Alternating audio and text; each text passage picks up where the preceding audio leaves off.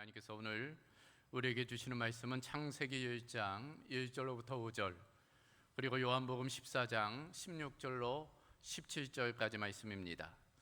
먼저 창세기 1장 1절로부터 5절까지 말씀, 구약 1면입니다. 이 말씀 한 절씩 교독하겠습니다. 태초에 하나님이 천지를 창조하시니라. 땅이 혼돈하고 공허하며 흑암의 깊음 위에 있고 하나님의 영은 수면 위에 운행하시니라. 하나님이 이르시되 빛이 있으라 하시니 빛이 있었고 빛이 보시기에 좋았더라. 하나님이 빛과 어둠을 나누사 함께 있습니다. 하나님이 빛을 낮이라 부르시고 어둠을 밤이라 부르시니라. 저녁이 되고 아침이 되니 이는 첫째 날이니라. 아멘. 이어서 요한복음 14장 16절로부터 17절, 신약 172면입니다. 이 말씀은 우리 한 목소리로 합독하겠습니다. 내가 아버지께 구하겠으니 그가 또 다른 보혜사를 너희에게 주사 영원토록 너희와 함께 있게 하리니 그는 진리의 영이라. 세상은 능히 그를 받지 못하나니 이는 그를 보지도 못하고 알지도 못함이라. 그러나 너희는 그를 아나니 그는 너희와 함께 거하시며 또 너희 속에 계시게 했음이라. 아멘. 지난주는 교회력으로 성령 강림절이었습니다. 지난주 성령 강림절을 맞아 사도행전 2장에 나오는 오순절 성령 강림의 사건을 함께 살펴보았습니다. 성령께서 놀라운 역사를 일으키셨지요. 바람과 같은 역사, 불과 같은 역사를 일으키셨습니다. 그래서 절망과 두려움에 빠졌던 그 제자들이 성령의 임재로 변화되지요. 변화의 역사가 일어난 것입니다. 그와 같은 성령의 역사는 함께 모였을 때 있게 되었어요. 또한 사모함으로 기도할 때 그런 성령의 역사가 임하게 된 것입니다. 말씀을 마치고 한 주간 기도하는 중에 제 마음 가운데 그런 마음을 가지게 되었습니다. 이 성령에 관한 말씀을 한 번만 아니라 몇 번 더 해야겠다, 이제 그런 마음을 주셨어요. 그 이유는 이 성령이 중요하기 때문입니다. 또한 우리 한국교회 내에 우리 가운데 성령에 대한 이해나 이런 부분에 모자람이 있기 때문이죠. 잘못 오해하는 경우가 있기 때문인 것입니다. 실제로 한국교회를 보면 성부 하나님, 성자 예수님에 대해서는 비교적 익숙해요. 잘 알고 있습니다. 또 설교 시간에도 많이 주제로 삼고 있어요. 그러나 성령님에 대해서는 그렇지 못하는 경우가 많이 있습니다. 더욱이 성령에 대한 오해 가운데 성령님을 환영하지 않는 어떤 분위기가 있는 것도 사실입니다. 왜 그럴까 생각해 보면 이 성령론 이단들이 있기 때문이에요. 더불어 성령의 은사와 관련된 잡음들이 있기 때문인 것입니다. 그런 것들이 교회 내 갈등, 분열을 일으키다 보니까 암묵적으로 이 성령에 대해서 좀 터부시하는 이제 그런 분위기가 있는 것입니다. 그러나 사실 한국 교회사 초기만 해도 그렇지가 않았어요. 사실 한국 교회 부흥의 중심에는 성령의 역사가 있습니다. 1907년에 있었던 평양의 대부흥의 역사의 시발점도 성령의 강림이었습니다. 그런데 시간이 지남에 따라 말씀드린 대로 이 성령의 은사와 관련된 이제 갈등들, 잡음들이 교회 가운데 있게 된 거예요. 교회가 분열되고 이제 나누어지게 된 것입니다. 그러다 보니 자연스럽게 성령님이 터부시 된 것입니다. 이는 마치 아기를 목욕시키고서 물이 더러워지니까 이 아기까지 버린 이제 그런 꼴이 된 거예요. 물이 더럽다고 아기까지 버려서는 안 되잖아요. 그런데 그런 일이 한국교회 가운데 있게 되었다는 것입니다. 다시금 성령의 위치를 재정립할 필요가 있는 것입니다. 그래요, 사람이 몸만 있고 영혼이 없으면 시체이지요. 시신입니다. 교회도 하나님의 영, 성령이 없으면 죽은 거나 다를 바 없습니다. 그런 측면에서 오늘부터 몇 주간에는 이 성령님에 대해서 우리 함께 말씀을 나누겠습니다. 오늘은 그 첫 번째 시간, 성령님이 누구신지에 대한 부분입니다. 한번 따라해 보겠습니까? 성령님은 누구신가? 몇 가지를 좀 살펴보겠는데, 그 첫 번째는 성령님은 삼위 중 한 분이시다라는 것입니다. 여러분, 삼위일체라는 단어 들어보셨지요? 마침 오늘이 삼위일체 주일이에요. 오늘이 삼위일체 주일입니다. 이 삼위일체라는 것이 신학적 용어예요. 하나님의 존재 양태를 한 단어로 설명한 것입니다. 그러니까 하나님은 한 분이시며 세 분이시라는 거예요. 또 세 분이시며 한 분이시라는 것입니다. 아니 한 분이면 한 분이고 세 분이면 세 분이지 한 분이면서 어떻게 세 분인가, 이제 그런 궁금증이 있어요. 그래서 초대교회부터 이 삼위일체에 대해서 다양한 방법으로 좀 설명하려고 노력을 했습니다. 그런데 설명하면 설명할수록 미궁에 빠지는 거예요. 오히려 이단화되는 것입니다. 소위 단일신론, 일신론에 빠지든지 삼신론에 빠지든지 이제 그렇게 되는 것입니다. 그래서 이 삼위일체는 신비의 영역이라고 불러요. 이성으로 알 수가 없다는 것입니다. 그래서 이해의 차원이 아니라 믿음의 차원인 것입니다. 이 삼위일체에 대해서 여러분 잘 아시는 어거스틴, 중세의 교부이죠. 이 어거스틴이 대단한 석학이었습니다. 많은 책들을 남겼는데 그 중에 하나가 삼위일체에 대하여라는 책이에요. 이 책을 쓰기 전에 이 삼위일체 가지고서 고민에 빠졌어요. 도무지 이해가 안 되는 거예요. 몇 날 며칠 궁구하기 시작합니다. 그런데 이해가 안 되는 거예요.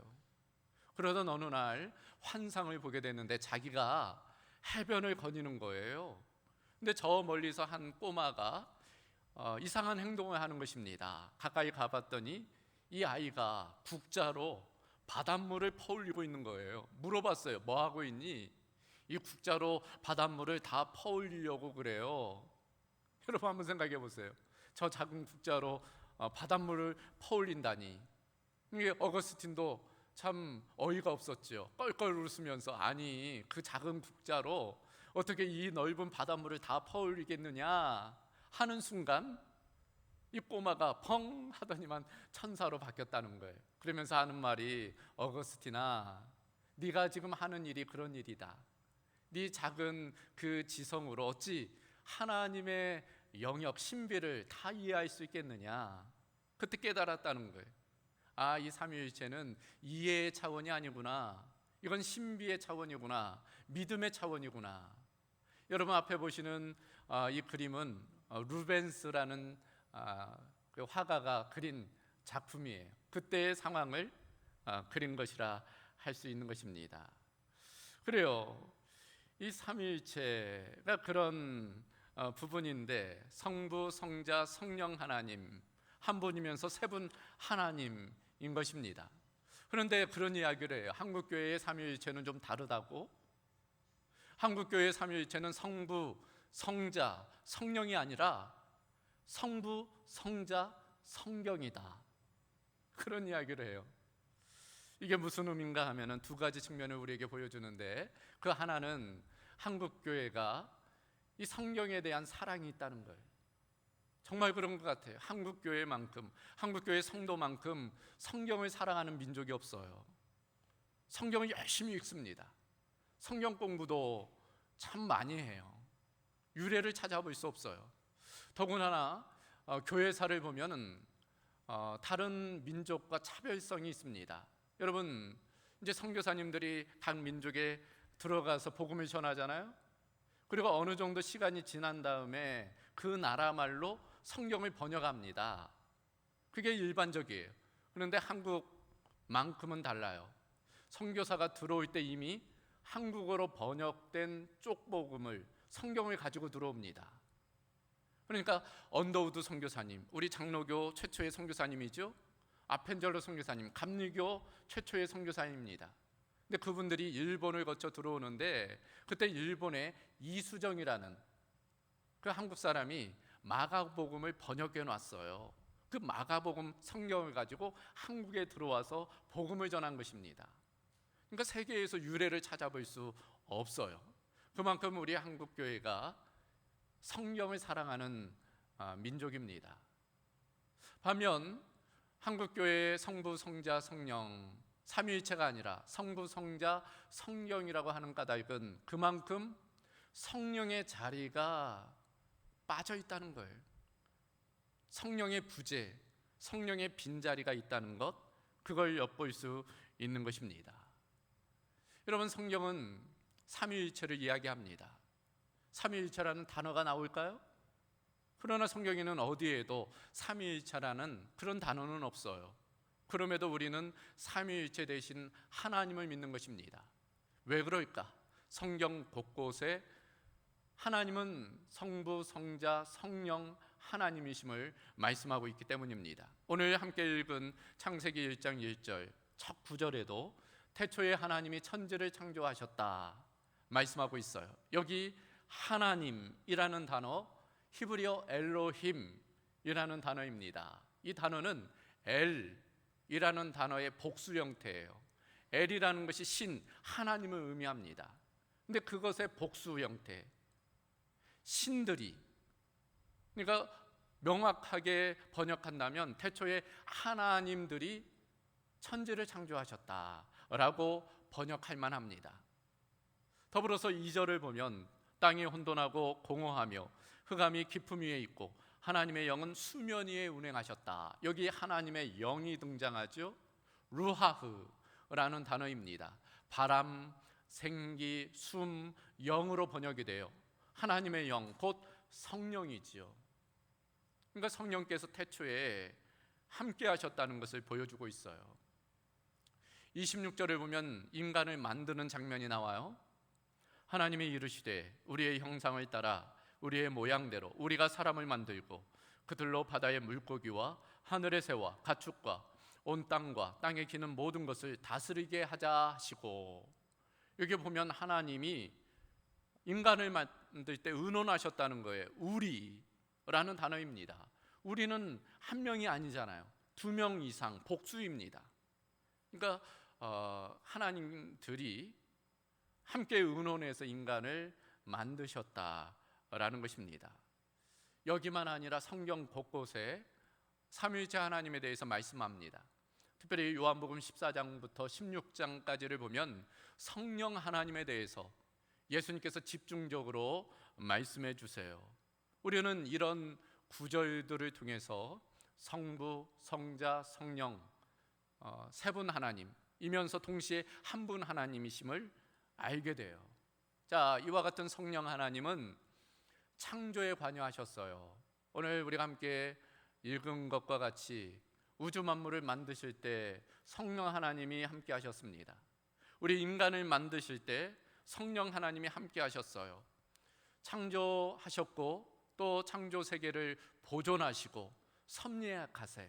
지금도 여전히 그 창조와 보존을 이루어 가십니다. 더불어 성령 하나님은 구원에 관여하십니다. 우리가 예수님을 믿게 하시고 또 예수님을 닮도록 하세요. 이것이 성령께서 하시는 일이라 할 수 있습니다. 그래서 고린도전서 12장 3절을 보면 성령으로 아니하고는 누구든지 예수를 주시라 할 수 없느니라. 우리가 예수님을 주님으로 영접할 수 있는 이유는 성령 때문이라는 거예요. 성령이 아니고는 예수님을 주님으로 영접할 수 없다는 것입니다. 구원은 성령께서 하시는 일이라는 거예요. 요한복음 3장 5절에도 예수께서 대답하시되 진실로 진실로 내게 이르노니 사람이 물과 성령으로 나지 아니하면 하나님의 나라에 들어갈 수 없느니라. 하나님의 나라, 천국 백성이 될 수 있는 이유, 물과 성령, 성령을 통해서라는 거예요. 성령이 아니고는 누구도 하나님의 백성 될 수 없다는 것입니다. 구원받을 수 없다는 거예요. 에베소서 3장 16절을 보면 그의 영광의 풍성함을 따라 그의 성령으로 말미암아 너희 속사람의 능력으로 강건하게 하신다. 성령으로 우리 속사람을 강건하게 하신다는 거예요. 여러분, 우리 겉사람은 날마다 후패해져요. 나이가 들매 따라 우리 겉사람은 늙어지고 쇠해져요. 그러나 우리의 속사람은 성령으로 인해 오히려 강건해집니다. 예수님을 닮아가요. 성화에 이르게 되는 것입니다. 이처럼 성령님은 삼위 중에 한 분으로서 창조와 보존과 섭리를 이루어 가세요. 그리고 우리의 구원과 성화를 이끌어 가십니다. 그분이 바로 우리가 믿는 성령 하나님이십니다. 두 번째로 성령님은 누구신가? 성령님은 영이신 하나님이십니다. 여러분, 예수님은 육신으로 이 땅에 오신 하나님이시죠. 성령님은 영으로 이 땅에 오신 하나님이세요. 영이라는 것입니다. 이 영이라는 것은 육체와 물질과는 다른 어떤 무영의 실체예요. 그러니까 볼 수는 없고 만질 수도 없습니다. 그러나 존재하는 것은 분명합니다. 그래서 성령은 이 성령을 마치 바람으로 비유하고 있어요. 지난 시간에도 바람 같은 성령에 대해서 살펴보았죠. 바람을 볼 수 없잖아요. 만질 수 없단 말이죠. 그러나 분명 존재합니다. 어떤 드라마를 보니까 그런 대사가 있더라고요. 크거나 작거나 모든 바람은 지나간 흔적을 남긴다. 바람은 볼 수 없고 만질 수 없지만 어떤 흔적을 남긴다는 거예요. 그래서 예수님은 요한복음 3장 8절에 이렇게 말씀하십니다. 바람이 임의로 불매 내가 그 소리는 들어도 어디서 와서 어디로 가는지 알지 못하나니 성령으로 난 사람도 다 그러하니라. 바람 같은 성령께서 어디서 와서 어디로 가는지 모르지만 흔적을 남긴다는 거예요. 성령께서 우리 가운데 어떤 흔적을 남겨서 성령으로 난 사람도 그와 같이 성령의 일들을 하게 된다라고 말씀하는 것입니다. 그래서 성령은 영이시기 때문에 어떤 특징을 가져요. 영적인 특징입니다. 많은 것들이 있지만 대표적인 것이 시간과 공간의 제약을 받지 않는다는 거예요. 물질이나 육체는 시 공간의 제한을 받아요. 그러나 영은 그렇지가 않습니다. 시 공간을 초월해요. 그래서 성령은 무소부재, 언제 어디서나 함께 하시는 분이시죠. 여러분, 지금도 우리의 눈에 보이지는 않지만 느껴지지는 않지만 전파가 있어요. 라디오 전파도 있고 TV 전파도 있고 여러분 즐겨 사용하시는 스마트폰도 전파로 작동을 하잖아요. 눈에 보이지 않지만 주파수만 맞으면 연결이 돼요. 기계가 작동을 합니다. 놀라운 어떤 능력을 나타내요. 성령도 그와 같아요. 우리 눈에 보이지 않지만 지금 우리의 모임 가운데, 이 예배 가운데 임재하 계시는 거죠. 언제 어디서나 우리와 함께 하시는 분이십니다. 그래서 오늘 본문 16절을 보면 내가 아버지께 구하겠으니 그가 또 다른 보혜사를 너희에게 주사 영원토록 너희와 함께 있게 하리라 말씀하고 있습니다. 영원토록, 시간의 제약을 받지 않는다는 거예요. 너희와 함께 하겠다. 공간의 제한을 받지 않는다는 것입니다.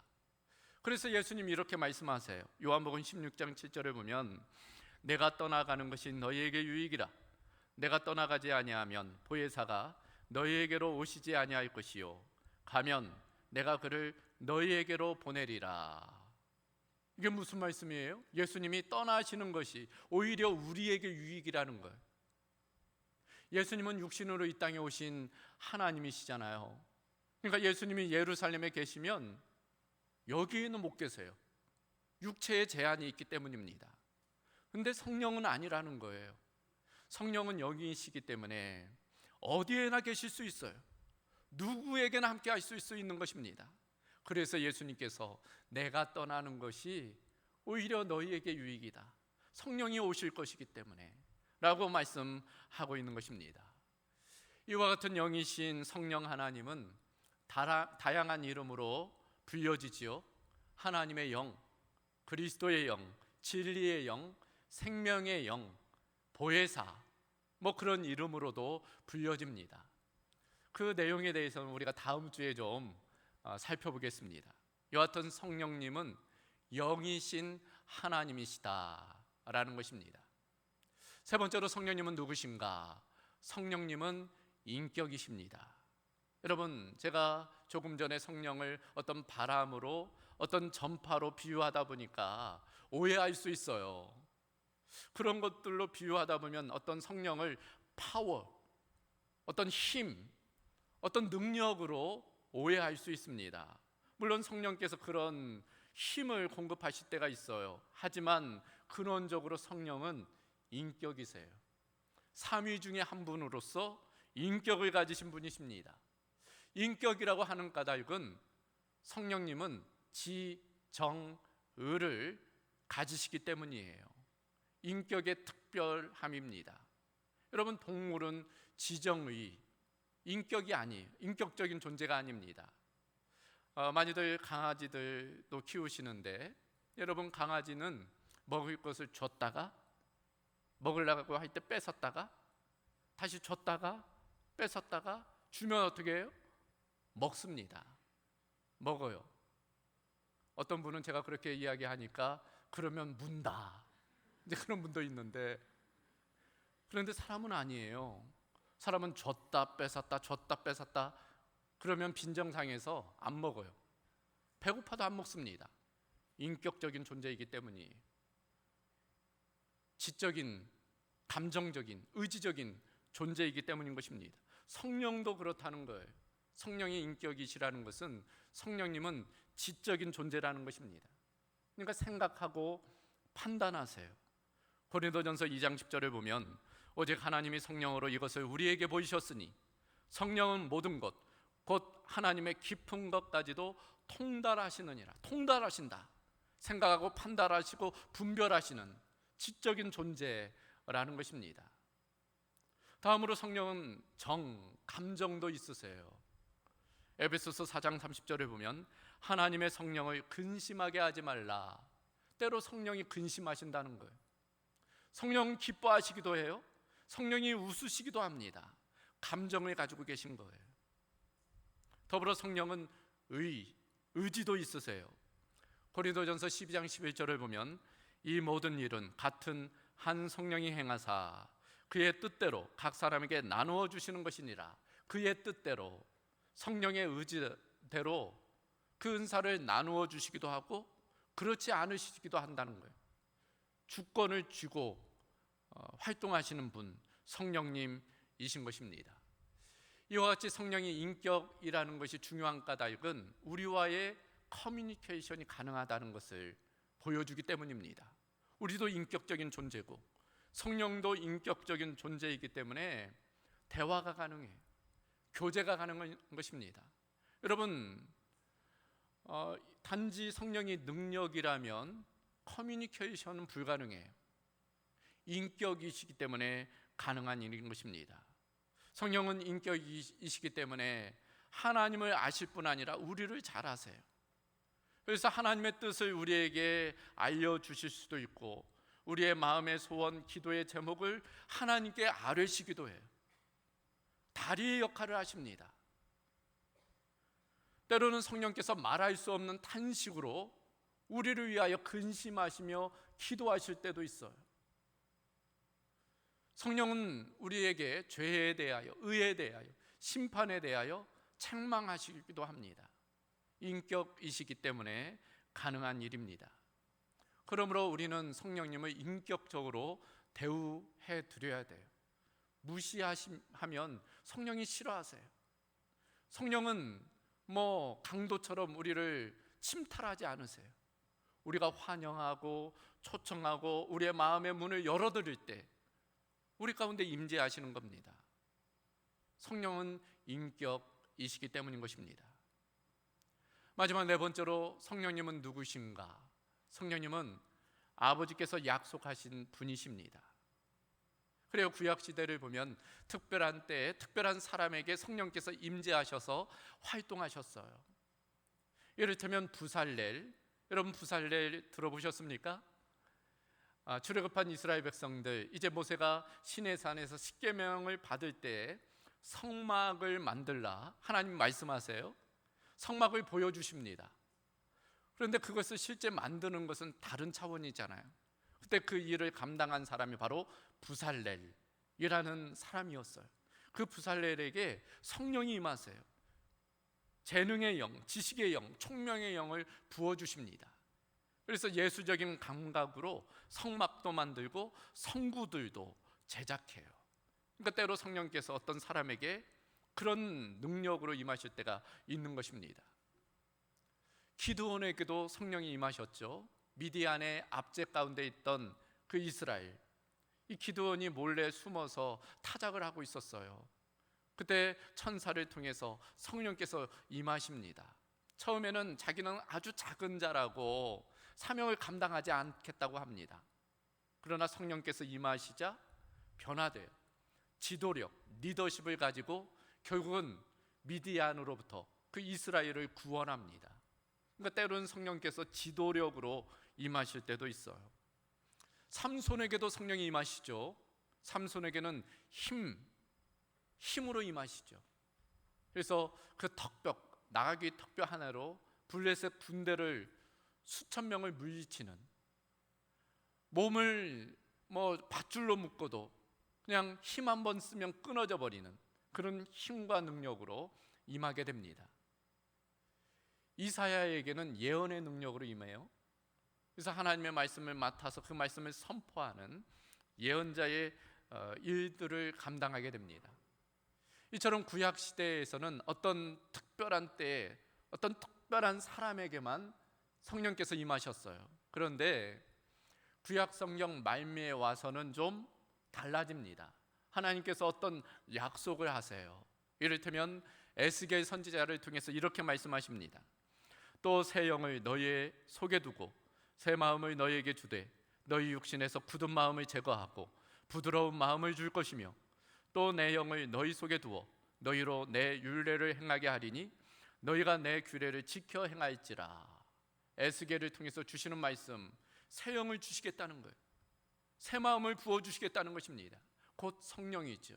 그래서 묵은 마음을 기경하도록 부드러운 마음으로 변화시키도록 하시겠다 약속하고 있어요. 더불어 요엘 선지자를 통해서는 이렇게 말씀하십니다.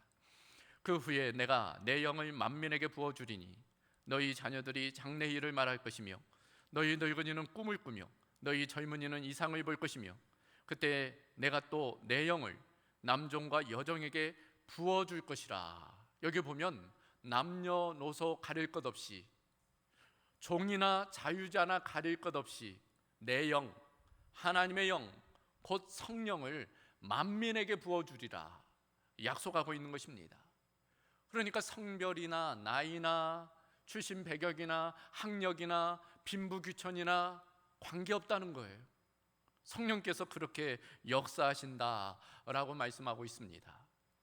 실제로 신약 시대에 와서 오늘 본문 속 예수님도 연장선상 같은 말씀을 하고 계세요. 16절 말씀을 보면 내가 아버지께 구하겠으니 그가 또 다른 보혜사를 너희에게 주사 영원토록 너희와 함께 있게 하리라. 보혜사 성령님을 우리에게 주시겠다 약속하신 것입니다. 그리고 얼마 지나지 않아, 몇 날 지나지 않아 우리가 지난주 살펴본 오순절에 성령께서 그 제자들 가운데 임하시게 돼요. 그때뿐이었을까요? 그렇지가 않습니다. 2000년 우리 기독교 교회 역사 가운데 성령께서 임재하시고 역사하세요. 예수님을 믿게 하게 하시고 우리를 거룩하게 변화시키시며 교회를 부흥케 하시며 하나님의 나라를 확장해 오신 거예요. 우리가 성령의 역사로 말미암아 예수님을 믿게 된 것입니다. 이때뿐일까요? 앞으로도 마찬가지입니다. 주님 오실 때까지 성령님께서는 동일한 일들을 이루어 가실 거예요. 그 성령님은 아버지께서 우리에게 약속하신 분이, 약속하신 그 성령님을 그러므로 우리는 환영하며 초청해야 돼요. 그럴 때 그 성령께서 우리 가운데 놀라운 일들을 이루어 가실 줄로 믿습니다. 오늘 말씀을 정리하지요. 오늘 말씀은 성령님은 누구신지에 관한 부분이 후 성령의 정체성에 관한 내용입니다. 오늘 말씀을 다시금 간단히 정리해 보면 성령은 삼위 중 한 분, 삼위일체 하나님이시라는 거예요. 성령은 창조에 관여하셨어요.